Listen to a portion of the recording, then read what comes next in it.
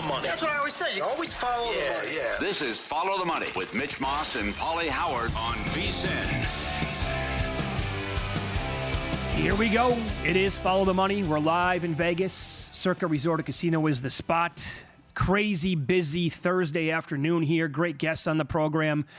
Brad Powers makes his 2025 debut. College football right around the corner. We'll get some best bets from him coming up at that time. Paul Stone on the program. Best bets in the Mountain West Conference. Jensen Lewis, morning show here, host here on the network. His takeaways from the deadline in Major League Baseball. And we will get into the Hall of Fame game tonight several times, including at 6:30 Eastern tonight with Fernando Ramirez, who covers the Chargers in the San Diego and L.A. area. Get his thoughts on the game and Jim Harbaugh's approach to the game. And more on that game coming up in about 15, Paulie. But it's turned out to be a pretty active deadline day here. I didn't know which way this was going to go. You never really know which way it's going to go. You hope that you're going to have a lot of Armageddon. And today we certainly have gotten it. It started, I guess, a little bit earlier in the week, then late last night when the Mariners landed Suarez. That's your big boy. We've had some other, I would classify, pretty significant deals today. We'll get into all these, like the Mets, the Yankees. Their bullpen suddenly looks like outstanding after a couple of moves today. I think your big boy earlier was what the Padres and the A's pulled off. Would you agree with that? I couldn't believe that trade. Yes. I also think it's a good deal for both teams. But once you see they're trading Miller, you're shocked because he's such a good closer and young and what he means to the future. But you're getting 3 pitchers and then the number 3 prospect in all of baseball in return. But with the Padres, how are the Padres 26-1 at FanDuel, 25 at DraftKings, and the Mets are 8? Who do you think a better team is right now? Who do you trust more, right? I think they're pretty close. I mean, those numbers are... There's no way. Gap. Yeah, absolutely. That gap is way too big between those two teams. So here's what I would do, right? I mean, based on future betting, I think, again, specifically just for 2025, and this is a betting network, so that's all you care about. You don't really care about the future. You're talking about bets tonight, in the future, whatever. Mm-hmm. I bet the Padres most wins in August. I love it. To your point, for those people who maybe have bets at big numbers on this team to win the division, to win the National League, you might be firing. I'm not going to advise against that. I think you love it. If I'm the GM, this is a deal I would not have done. In the future, I think they gave up, but you can't give up the number 3 prospect in baseball who's 18 years old. Yeah. And then according to Baseball America, they gave up their 7th rated, 14th, and 16th rated pitchers in their entire system to get Miller's awesome. And Springs. Yeah. Too much? Then like it. I think it's way too much. But again, for this year, I think it's great. Yeah. Well, if you keep him around, too. I mean, that's the big thing as well. If you got to lock a guy like that up. And then the other thing is, do you trade Cease and do you trade other pieces to help out? But to me, that's a good bet to win the World Series, and it's going to be difficult in the National League. You got the Phillies. You have certainly you could play the Mets early on. Dodgers are a mess right now. Brewers are a great story. I'm disappointed in what the Cubs did, but I just think if the Mets are 8-1, and the Padres are 26-1, and the Padres just swept them. If I get rid of Cease and I get Darvish back, and now I can shore up the bullpen and maybe grab another stick. Oh, I did this last year where I caught fire and had the best record in baseball in the second half. Oh. I'm high on the Padres. And Paul, I remember a couple of years ago after they got Juan Soto, they made it to the NLCS. They easily could have won that series and made the World Series, and who knows what happens at that point. I know people are kind of poo-pooing the Padres because they've never won anything. But it's like at least they go for it every single year. Good point. Jonathan Davis sent that. It was a good tweet by Jonathan Davis. The Padres are like the Golden Knights. Now, Vegas has won something. Right, but in terms of going for it. No, right? no, absolutely they are. Yeah, right, and so, like, if you're a fan of this team, or even like as a bettor, you got to respect what they're trying to pull off here on an annual basis. So you don't like what the Cubs did to get Soraka? Adam Burke here at the network loved it. Because, he thinks that... compared to who was out there, though, I mean, if you talk about going for it, and I'm glad the Mariners did this, but if you could try to land Gore or Ryan or Merrill Kelly, I'd rather have one of those guys. And if I have to give up a lot, so be it. I mean, it's just because the Cubs have had some down years. Here's what he wrote. I'll explain why Adam Burke loved it. So he said, the deal that... This is his words at vsin.com. The deal I low-key loved from Wednesday was the Cubs acquiring Mike Soraka. Among pitchers with at least 80 innings, he's in the top 25 in K percentage, but he's been hurt by a 68% left-on base rate. That should be on the rise. His expected ERA is over 1.5 runs lower than his actual ERA. The Cubs are one of the league's best defensive teams, and the Nationals are one of the worst. So a team strapped for starting pitching helped themselves by picking up a good one with a lot of positive signs moving forward. Like, he thinks some of the bad numbers here are absolutely going to regress and come to the positive now for Soroka and the Cubs. After what the Twins did, and then Arizona making those trades, I just would have called the Twins in Arizona and say, give me your best arm. Let's talk turkey here. Now, the Mets did make some good moves as well. They're trying to shore up their bullpen. They've done a good job by making some of those additions. Also, you can't, tip your cap a little bit here to Brian Cashman. The McMahon deal has to be included in this. It happened last week. He's been good for him so far. And now this is a good tweet from Brendan Cootie on X. Their bullpen, you're looking at Bednar, Devin Williams, Luke Weaver, Jake Bird, Tim Hill, some other guys also injured and coming back, Mark Leiter and Fernando Cruz. I would also say that the Yankees, if they can have a really good deadline, if they would add a starter here. Yes. That's exactly what they have to do. Mm-hmm. But overall, I think that if they can do that, and one of those guys you talked about already would be wearing pinstripes by the end of this deadline coming up in 2 hours, then I think you have to say great job there by Cashman and this organization. Stanton hit a home run today. We'll see. By the way, you want to update this game for people who bet on this? This is big. It's 7-4 Yankees in the bottom of the fifth. They were up 7-0. But it is an official game. But it's raining cats and dogs. So they need an arc out there. So if you had the over, it could be a bad beat here. Yeah, because it is an official game. Right. So bets such as the Yerfy bets, they will qualify. First 5 will come in here.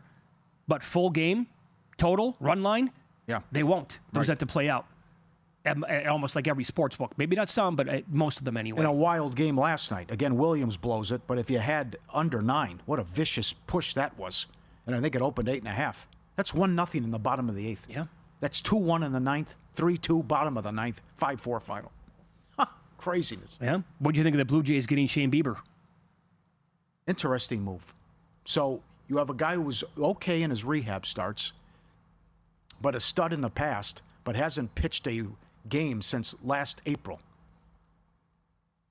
I'm intrigued by it. And I say, why not? Now, your comeback might be, why not Kelly or someone else like this, and the concern coming off the Tommy John, but not bad. The Cubs could have done that too. But what are your thoughts on it? I did not rush to my apps to make a bet on the Blue Jays because he's a total unknown. I have no idea which way this is going to go. Yeah. And so there's breaking news here as well, just down the pipe here. Moments ago, the Twins now, boy, they're sending everybody out the way it appears. They are trading Carlos Correa to the Houston Astros. No way. Yeah, so he's going back. Oh, wow. Yep. Said it wasn't close? Yeah, it was not. People were saying today it's off. It's not going to happen. Wow. So I'm guessing, based on earlier information that we had, the Astros probably broke the bank tonight. And the Twins probably ended up doing pretty well in that deal. And nothing from Boston. Matz does nothing for me. That doesn't really move the needle at all. No, come on. I did like the Reds picking up Littell. Mm-hmm. He got me yesterday. He was good. This team, he's having at least a decent year. How you have to qualify it. Got to keep the ball in the ballpark, but also sure. you got to be lucky. The bases were loaded in the second inning. He got out of it and was dancing around trouble all game long. But okay, so be it. Not bad. Reds playing good ball. Can still get in there. That's a nice pickup for the Astros to try and counter what the Mariners did. Did you make any move on Seattle? Because they have really been, huge deadline day winners here. Naylor a couple days ago. Now they added Suarez last night. That was like the marquee guy in the whole thing. No, I'd like to see him do well, but I got Texas futures, so I didn't do much with Seattle. Though I'm ecstatic with what they did, and that was great that they got Naylor and both Suarez. So at least they're going for it. Good for them. Down to around 14-1 to win the World Series. Yeah. Well, again, you're going to have those 4 teams, likely. 3 of them are going to make it. 1's going to go home. And that's a big series that starts tonight. Kirby Lifetime, 7-0 with an ERA under 2 against Texas. That's a massive series. He's $1.70 tonight at home against Texas. Yeah, ESPN earlier today wrote about the 10 players most likely to get dealt. I'll give you some of the big. They ranked them in order. They put Merrill Kelly number 1 overall. Keep in mind that he has pitched at least 5 innings in every start. A lot of those games 6 or 7. That was after he got yanked early in his second start of the entire year. But every one since then, like near a quality start, if not one. 2.56 ERA last 10 starts, 3.22 on the year. And we're getting tweets on this, our reaction to it as well. J.A. Scott says the Soroka deal for the Cubs does not stop them from getting another pitcher. Okay, good. they just have to give a big price if they want, to get either maybe Cabrera or Alcantara from the Marlins or Gore from the Nats, which obviously that's going to be any team, I would believe. Number 2 on the list, Ryan O'Hearn. Remember how good he was through May? Good numbers, yeah. Came back to earth a little bit, but ESPN wrote Rangers, Astros, Giants, Brewers, Red Sox. He would move the needle, I think, a little bit. Astros do something every year, too. They do. The Astros always go for it. Yep. And they did put Griffin Jax number 4 on the list. So the Twins are going to make all these moves today, but they're going to want to say, no, we're going to keep Griffin Jax. We like his upside too much. That's another one because these teams are giving up a lot for these high-leverage relief pitchers, and I think the Twins could probably get a king's ransom almost for Griffin Jax if they wanted to today. We got a game tonight. We made it. And a 2.5-point move on the total. Hall of Fame game. And today's the last day to grab our football special, just $175. Every pick, every host, every guest. Our NFL betting guide's already out. The college guide drops Tuesday. Get the daily email from Bill 80 every morning. The on-demand shows via the Watch app, the betting splits, the analytics tools and systems. Mackin with a great write-up today on a Hall of Fame game. Last day to get the special price. Tell your neighbors, tell your friends, tell your family. It's incredible. $175 through the Super Bowl. VSiN.com/subscribe. Yeah, so here's the rundown in the first hour of the program. Win-lose coming up next. It's a half an hour earlier today than usual because Brad Powers is going to be on for 30 minutes beginning at the bottom of the hour. And as Paulie said, we'll get into the Hall of Fame game coming up tonight. These are typically two teams you've wanted to bet against in recent preseason games. We'll give you their lousy numbers against the spread coming up next year on VSiN.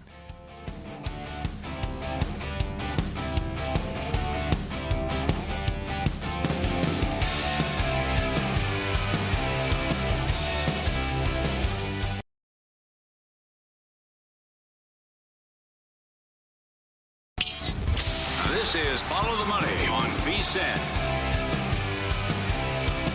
Welcome back. This is going to be a lot of fun. Some hardcore college football here as professional sports bettor Brad Powers joins the program now.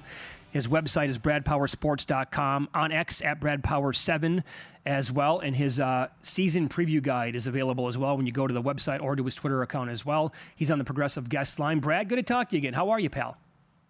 Excellent. Long time no talk, guys. Season's here before we know it. And if you like preseason, thanks for having me on the first day of football. You bet. So let's begin here. You lived in Vegas for more than a decade, betting this stuff pretty much year-round. This is your first, off-season or preseason living outside of the state now. You're not living here anymore.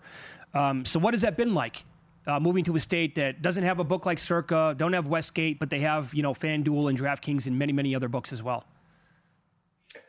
Haven't noticed a big change, to be honest with you. 10 years ago, I couldn't even fathom it. But, now, I mean, the reality is a lot of the other books that are available in in every other state but Nevada are controlling the market as far as they're releasing the stuff earlier than a lot of the Vegas books, and they're releasing more of it. So it hasn't really impacted me as far as my ability. Now I got to get creative. I mean, it's not like I could, easily make a bet at a few of these shops. I got to, ask for favors for other people on different accounts. And that's what's been different. But as far as, that I'm pretty comfortable with what I've been able to get down. Now it might change come during the season and I want to, make a bet at a place like Circa. There's no issues. Am I going to run into some issues there? Probably. So probably a good question to ask me in October. Okay. And watching all your previews, you are shocked at what has transpired with all the movement week 1, week 0 in July and what's happened the last couple days.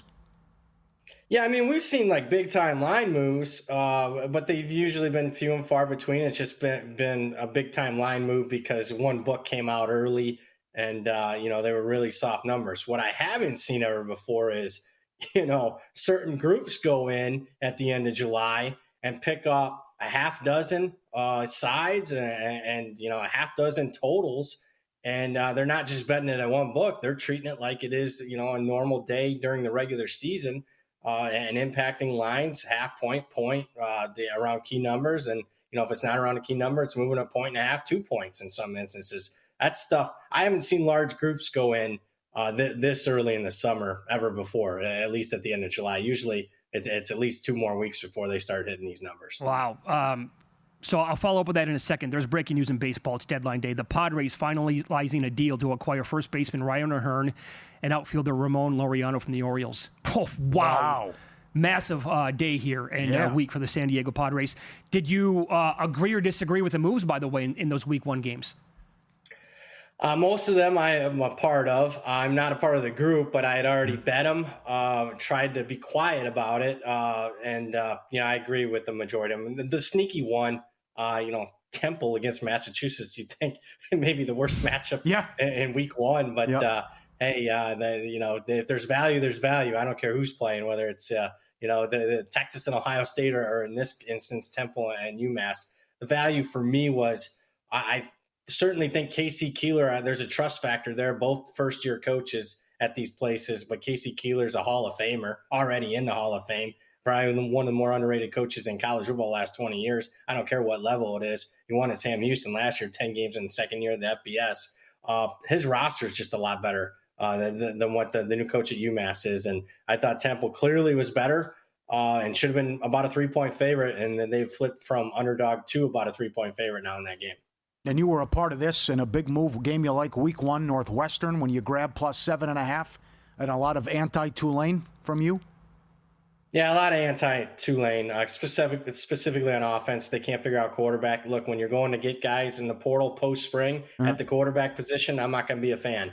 Obviously, some people think that it's a big-time positive that they're getting Retzlaff from BYU. I'm not a big Retzlaff guy. He doesn't move the needle much for me, so negative in that regard. And I'm also, I'm pretty pro Northwestern. That's, a play I've given out to clients, over 3.5 wins. I think this is a much improved Northwestern team, specifically on defense. So we got Tulane offense I don't like, match up against a Northwestern defense that I think is going to be pretty legitimate in the Big Ten this year. So going to be a lower scoring game. I'm going to take the hook around the key number. A little bit more here on Tulane and the American. Then we talked about that conference earlier in the week. It feels like it's going to be wide open between like maybe 4, 5, 6 teams in that range. I made a case for Memphis. Paulie was making a case for Texas San Antonio. Who do you like in the American?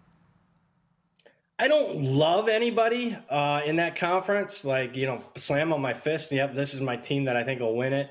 I like Navy's schedule. I think that there's good possibility that they start 8-0 when they head to South Bend in November. Personnel-wise, I kind of like South Florida. They return more production than anybody else in the conference, but the problem with them is the schedule is difficult, especially the first 3 non-conference. It might get them beat up. Boise State, Florida, and Miami are going to be 0-3, and we'll see what the rosters, what type of shape that is by the time conference play rolls around. I think there's a long shot out there because I don't think there's much separation at the top. Nobody's talking about them. I like North Texas. I think they'll be just as good offensively. I didn't like Chandler Morris as a quarterback. You don't believe me? Go watch the Army game, the film at the goal line. There are multiple possessions. Yes. And then secretly, not secretly, but at least in the weeds, their new defense coordinator comes over from Sam Houston. He's a rising star in the industry. He's still in his 20s, but he brings over 6 starters from Sam Houston's defense a year ago that was legitimate in Conference USA. And that defense is just a little bit improved, combined with an offense that I think is still, one of the very best at the Group of 5 level. They're dangerous out. So I like North Texas. I took a flyer on them on a long shot to win the conference. Excellent. Very good. Yep. And Week 1, you're on this game. And it's also a big play on a win total. Oregon State from 1.5 up to 2.5. 3s in some spots, and you're anti-Cal this year, win total under? Yeah, I got a lot riding on that one, especially, I don't know if it's ideal that I got over win total on Oregon State, over 6.5. I got under win total on Cal at 6.5 and 5.5 as far as the win total. And I got Oregon State in the game, and it's an 11 p.m. Eastern kickoff. That's going to test my ability to stay awake now that I'm on the East Coast. But it's more than anything, it's an anti-Cal play. We're talking year 9 of Wilcox, who I like, but more as a defense coordinator than head coach, bringing in 38 transfers in year 9. That just screams desperation. They lost 5 running backs post-spring. Their entire running back room gone after the spring. Ron Rivera is one of those GMs that looks like he's in more control than the head coach. Mm-hmm. And I just think it's been a dumpster fire since COVID. I think people forget that they couldn't even work out in the weight room during COVID COVID. And when I say COVID, I just don't mean 2020, the season. I mean 2020 and 2021. They had to work out at the stadium outside as far as the weight room. So just a total mess there. And it's also not a good move for them, obviously, a travel situation in the ACC. I'm very anti-Cal, and I think Oregon State takes care of them in week 1. You tweeted out your top 10 power ratings. You're buying the Clemson hype. Who can push them and contend in the ACC? I am buying them. I'm buying them at least as the clear-cut superior, best team in the ACC. I went over the win total. Still would go if you can still find a 9.5 out there. I would go over 9.5. They'll be favored in all 12 games. Cade Klubnik, third year. He's off his best year. More importantly, I think the wide receiver room is much better than what they've had the last 4 or 5 years. It's more up to snuff with what they had when they were competing for national championships 5 years ago. Defensive front's loaded. So, I am buying them as a clear-cut team in the ACC. There's one team that can maybe challenge them. It's Miami. Personnel-wise, Mario Cristobal's done a great job recruiting the last few years. In fact, they've recruited better than anybody. In fact, even better than Clemson the last couple of years. Carson Beck, provided he's healthy. That's going to be a downgrade at quarterback compared to the number 1 pick in the NFL draft. But still, you went out and got the best quarterback available in the portal this year. The problem with them is the coach, Cristobal. Do you trust him in key games? He couldn't last year, even as a big favorite down the stretch against Georgia Tech and Syracuse in the regular season. So that's my only hang up with Miami. I think defense will be much improved. Brad, in about a minute left here in this segment, do you have a bet then on that game August 30th when Clemson takes on LSU? I bet Clemson. I think the better team at home. LSU hasn't won an opener since 2019, the year they won the title. So slow starting program. Don't trust Brian Kelly in a big game, especially their offensive line, which replaces 4 starters from last year against the strength of the Clemson defense, that being the defensive line. So Clemson for me, -3 or better is good. Although that's taking a lot of money. That's 3.5, 4 now. Yeah. Pizza money on Georgia Tech.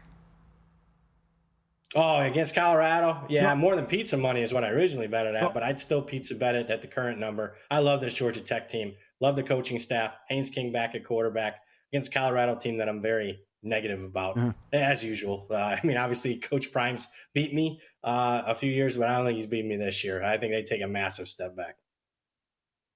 I was nothing in the conference, though? That's too far-fetched, or... I bet them in the conference. That's a bet that I made this week, 13-1 to win the ACC. I think they can be sneaky. If there's one team to take a flyer on, it's them. Beautiful. Very good. Follow the money here on VSiN, the Sports Betting Network. Our guest, professional sports bettor Brad Powers. We'll keep talking college football. Coming up next, we'll get more best bets, win totals, conferences, you name it. We'll touch on it coming up here on VSiN.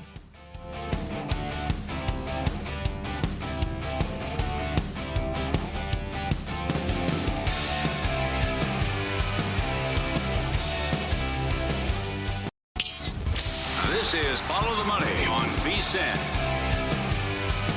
We continue more college football here. Professional sports bettor Brad Powers. He is on the Progressive guest line. His website is bradpowersports.com. You can follow him on X at BradPowers7. Let's go to the SEC here, Brad. We'll get some win totals, some thoughts on some teams in this league. And which team do you think on paper, per your numbers, is the best going into the season? And do you have an outright bet to win this league? I think it's Texas, but we're talking less than a field goal. In fact, about a point or so better than Georgia and Alabama, who I have tied as far as the power rating. So not much separating those 3 teams, in my opinion. That they're the 3 best.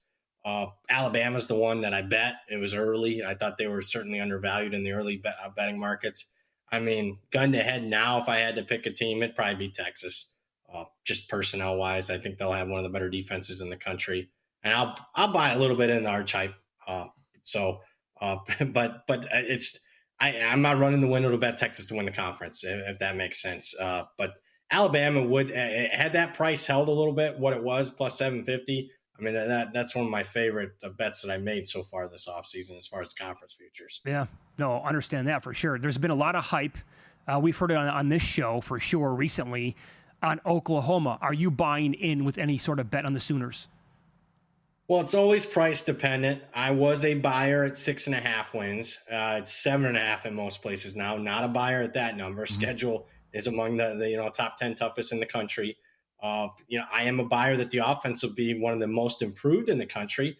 Just for the sheer fact, I think people forget I mean, yeah, they struggled, and I'm not a big Brent Venables guy, but they were without their top 5 wide receivers for most of last season, and they were also compromised on the offensive line. So they'll be much better in both units there, provided they stay healthy. And bringing Mateer over from Washington State along with his offense coordinator, I'm buying the Oklahoma offense at least being much improved. Defense wasn't a problem last year; they were SEC ready. So as long as they keep that up from last year, and they got 8 returning starters, I think this is a team that's 7-5ish, maybe 8-4, but anything more than that, I'd be a little bit surprised. So, okay, not a playoff team then if they would go 8-4 at best. No, not buying them as a playoff contender, no. Okay, are you buying South Carolina as a playoff team?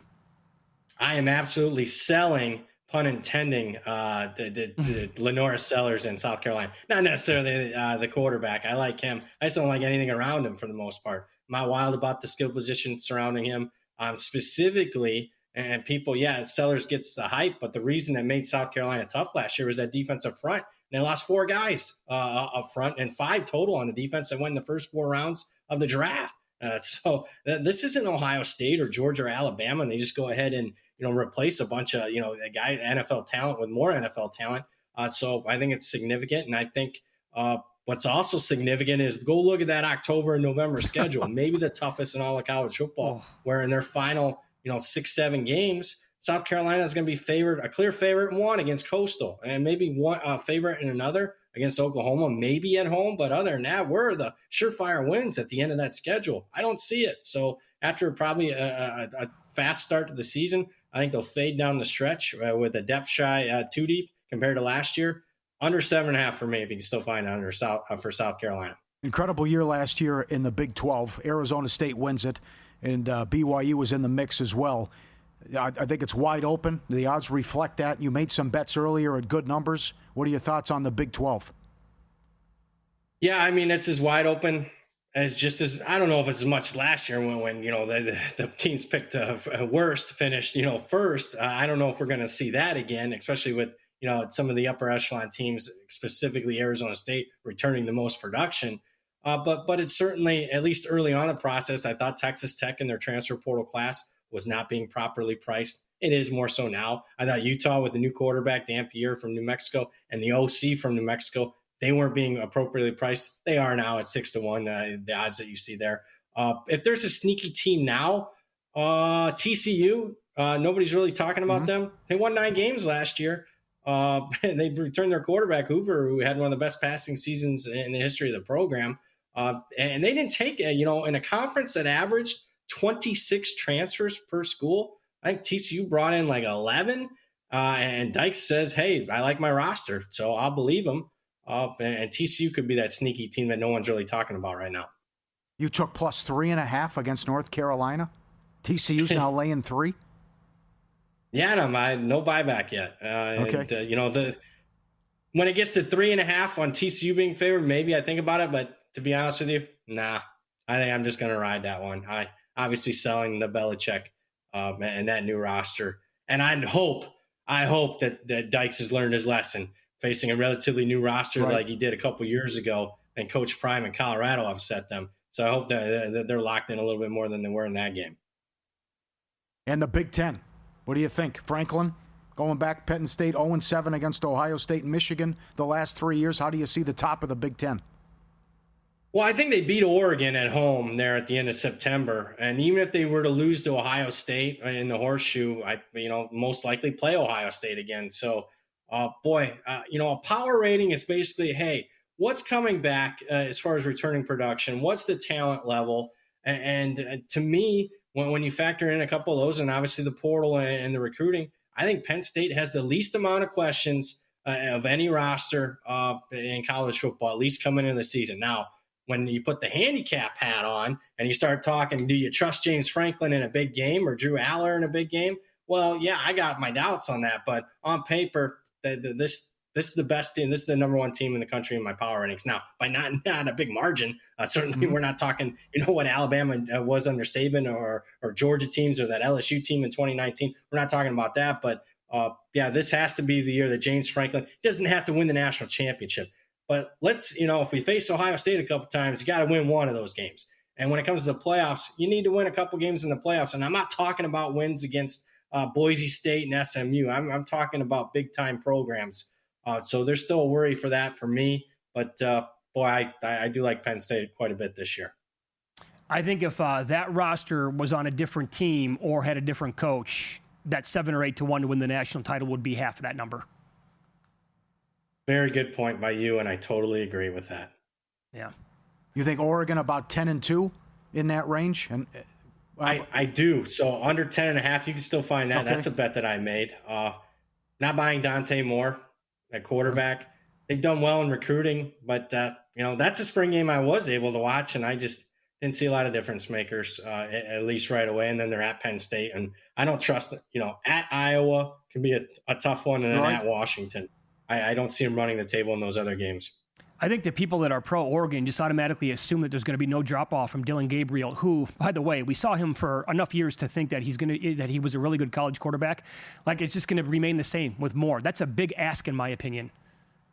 Huge ask. And keep in mind, they had Bo Nix prior to that. So you're talking between Bo Nix and Dylan Gabriel, probably the two most experienced quarterbacks in the history of college football if you look at the amount of starts that they had. Now, Dante Moore started some few games as a freshman against UCLA. Didn't look good. And I got to say, I watched him in a couple spring games. Hasn't looked the part in either of the Oregon spring games. So I just don't see it. I think there's a significant drop-off there at quarterback. You're a Notre Dame fan? They go to the title game last year. What do you think about the Irish this year and also opening up Sunday night, the 31st at Miami? Yeah, I think this roster is even better than last year. Marcus Freeman's done a great job of recruiting, and there's just not a lot of question marks. The problem for them, though, is the question marks at the all-important quarterback position. No miss Riley Leonard's legs, but I think there's a possibility that they're going to be much better in the passing game. Especially they got a couple of key transfers, one from Wisconsin, and then a key guy no one's talking about from Virginia and Malachi Fields. We'll see. I follow the practices closely. Practices has started for everybody in the cross country. CJ Carr, the projected favorite to be the starter, threw 3 picks today. I'm not going to overreact in one practice, but it is a little concerning. But overall, man, there's not a lot of holes. They got the best running back room in the country with the best running back in Jeremiah Love, in my opinion. One of the better offensive lines. Defense is loaded. I think secondary is not going to miss a beat even without guys like Xavier Watts. The schedule, they're going to be favored in every game. Toughest game is week 1. They get through the Miami game.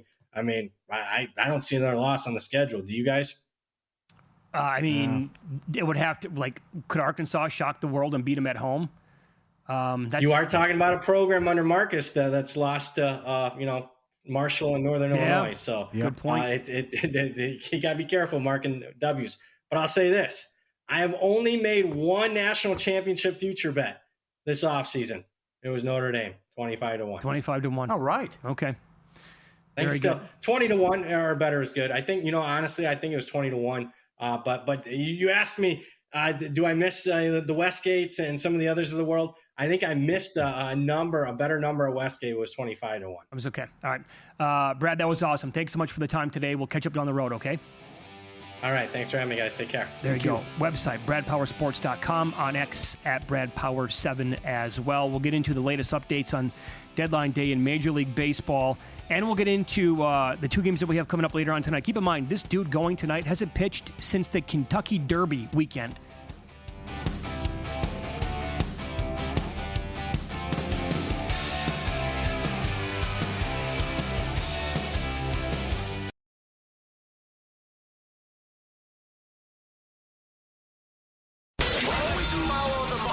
That's what I always say. You always follow the money. Yeah. This is Follow the Money with Mitch Moss and Paulie Howard on VSiN. Welcome in. Busy day today. Coming up in 15 minutes. Line moves, week 1 college football. We'll expand on deadline day, tonight's card as well, and Hall of Fame game as well. We have a guest coming up who covers the Chargers in the San Diego and LA area. And here we head out to the Progressive guest line as he is one of the hosts here on the morning show on the network called VSiN by the Books, weekdays 7 a.m. Eastern Time. Jensen Lewis pops on the program. Jensen, thanks for the time today. We appreciate that. Deadline now over with. We'll find out about some more deals coming in. Let me just start by saying this. As fans of the sport, right, I think that we can all agree that today has been a pretty awesome day for these teams that are all going for it. My eyes hurt, Mitch, from just having to stare at screens, and that's a good hurt to have because that means that there's a lot of teams that are involved here. And I would think probably the last 5 to 10 years, one of the most active decades, or active deadlines, I should say, not only from contenders, but also, you look at the other side of it too. The Minnesota Twins basically waved the white flag and said, we're done, and selling off all their parts except for Joe Ryan and Byron Buxton, at least at the moment that we saw. Feel bad for the head fake from Yahoo Sports. I think, Paulie, you were talking about that. Boy, that's a terrible one. But again, when you think about some of the other big names that did not get traded too, Sandy Alcantara, one of the big starters that, Peter Bendix and company down there were not going to budge from their price point. Also, Edward Cabrera, who was someone a lot of people looked at in that Miami rotation. Mackenzie Gore really came on strong at the end, had a lot of steam. He remains in Washington, D.C. So still a ton of movement here in the last 48 hours, no question about it. So the Yankees have been active here in the last 10 minutes. They got shortstop Jose Caballero from the Rays, and they just picked up Duvall from the Giants to add to their bullpen. I tell you, this is one thing that, is intriguing about the Yankees is that you look at the pieces here in front of Devin Williams and Luke Weaver, and they're in that same mindset, too, of trying to shorten the game. I think we obviously know their big question mark is when Aaron Judge is healthy and comes back, is he physically able to play the field, and where would that be? That I think is the thing they have to figure out first and foremost. I'm still not convinced that is a playoff lineup that's going to beat a lot of teams that have really gotten better in the American League here in the last week or so. So anxious to see how Aaron Boone fills out the lineup card moving forward, and also really the health of the bottom of that starting rotation. I know they're going to get Luis Gil back here pretty soon. What are the capabilities of the 3, 4, and 5 starters that they want to run out there down the stretch? All right, guys, so how about this now? It's super active still. Deadline's passed, but you're going to have these trades trickle in. Here's one, Charlie Morton to the Tigers. Oh, right? He's been good. He's been good. I think Tigers had to do something, right, Jensen? Sure. Love that move. And I think also, too, guys, we've probably talked about it at length here the last month or so, is there a team in the American League that you are most intimidated by, whether it be in the rotation, whether it be in their lineup? I think Detroit had a lot of questions still to answer at the bottom of their lineup, and maybe they still do with this little lull that they've been in. This is a huge addition for them, for a guy that has a bunch of postseason pedigree, veteran dude who can really let it hang out there for 5 innings. If he needs to try and stretch a little bit, you're not asking him to go 7. So I think that back end of the Detroit bullpen is also an area where you look at the addition of a Kyle Finnegan, big-time swing and miss guy from in D.C., comes over from the Nats. That's a huge addition for them. I think that is a massive, massive add, maybe a little bit more under the radar from the top headlines, the big studs that got moved here the last couple of days, but certainly will be critical when Detroit gets to October. What do you expect out of Bieber? What'd you think of that trade, Toronto getting him? Yeah, I think Toronto is all in, man, and love that aggressiveness. They, I think, had the hard part, Paulie, figured out, where you look at the top of that rotation anyway with Gausman, with Barrios, with Bassett. Eric Lauer, their lefty, has really come on here in the last month or so. Max Scherzer back from the IL. But from what I've seen in rehab, guys, here in the Cleveland system, this is pretty much vintage Bieber. And if this is what Toronto gets, he's probably got another week or two of rehab starts to be fully stretched out. But, fellas, this is what you do when it's wide open, the way the American League is right now. You got to take a chance. They did give up a top 5 pitching prospect who will be probably near the top, if not at the top, of Cleveland's minor league pitching rankings. But in that sense, Toronto knows that they've got an opportunity to win it this year, and so they went for it. How about Tampa getting Jax and also Hauser that just came down? Yeah, they just picked up Griffin Jax. Again, of all teams to get Griffin Jax is Tampa Bay. Yeah. Yeah, Wow. and just seeing the Blue Jays now have gotten Louis Varland and Ty France from the Minnesota Twins. So, again, we'll probably see a lot more of these moves come in here before the dust settles. Here's the thing, guys, and, when you look at Tampa finds so many different ways to be able to win. And remember, it was Yandy Diaz and Brandon Lau that were getting talked about here the last week or so, potentially moving on. And would Tampa be in this?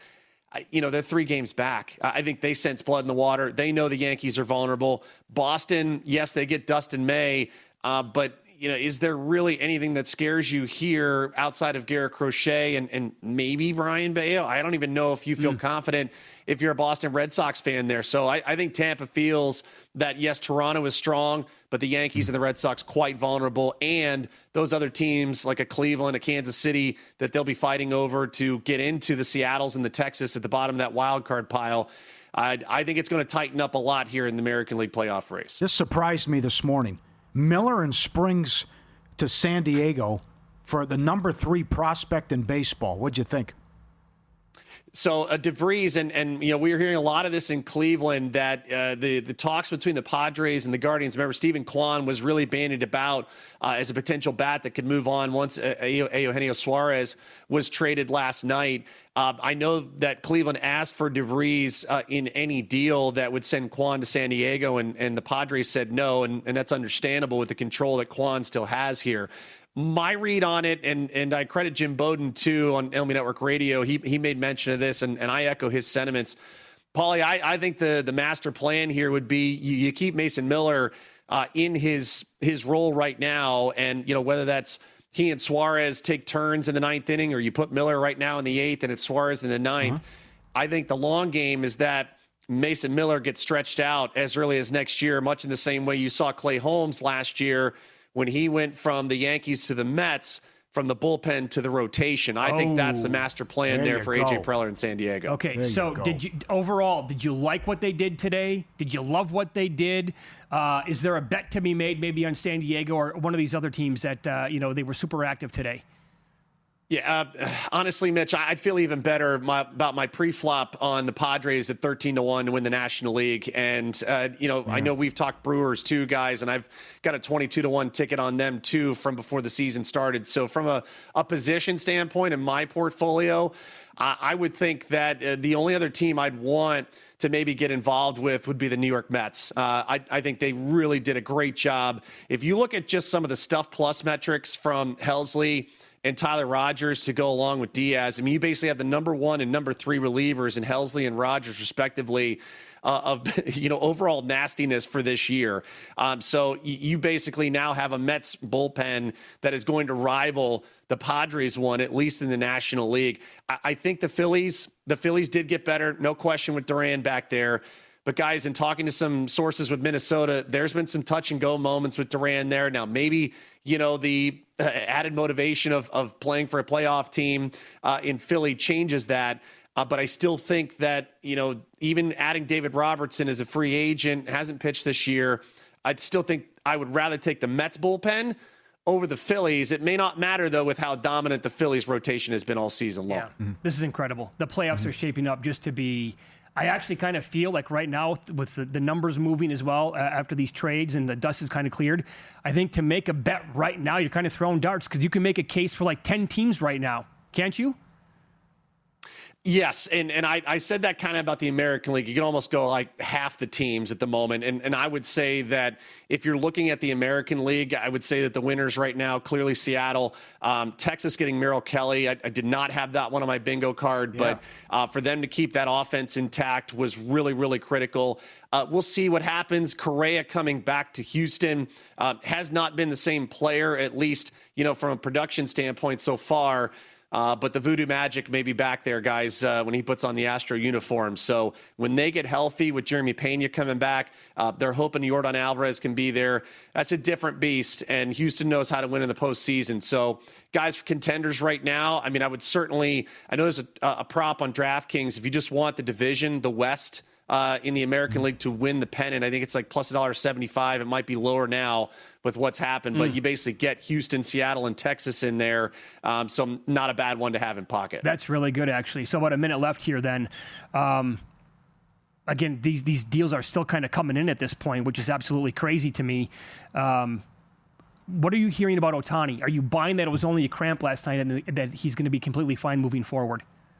Yeah, I mean, so far, and Mitch, I think we get a real clear idea of the potential severity or lack of when he makes his next start and when that start will be. If it's on regular rest, regular turn, kind of move along, nothing to see here. So that was a scary one yesterday. And I think if you felt, if inside that front office they felt a bit more trepidation, you would have seen them maybe try and augment from a depth piece and not be trading a guy like Dustin May if they felt they were going to be in a real trouble spot there. Very good. Hey, that was awesome. Right at the deadline. Thanks for popping on. And you'll have much more tomorrow morning on VSiN by the books at 7 a.m. Eastern right here on VSiN. Jensen, thank you. Anytime, guys. Have a good one. There you go. Back at you. Jensen Lewis on the Progressive Guest Line. I like what 8 teams did today. Yeah. Maybe more. Yeah. Seattle, Texas, San Diego. The Yankees bullpen is ridiculous now. Tampa. It's a good job by Tampa. Yeah, no kidding. All right, so we'll run that down a little bit more coming up and expand on tonight's. Well, we have 2 more games coming up here on the card in Major League Baseball. It's Follow the Money on VSiN, the Sports Betting Network.